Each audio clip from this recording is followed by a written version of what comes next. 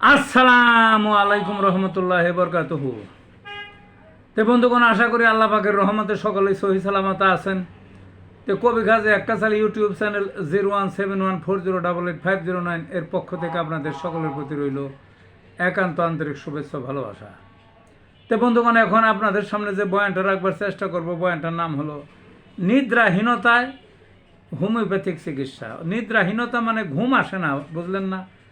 ঘুম আসে না, ব্যাকুল একটু ঘুম পাড়ার জন্য, কিন্তু ঘুম আসে না। সেই ক্ষেত্রে হোমিওপ্যাথিকের অনেকগুলো ওষুধ আছে।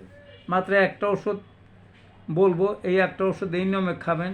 ওকে, প্যাসিফ্লোরা মাদার।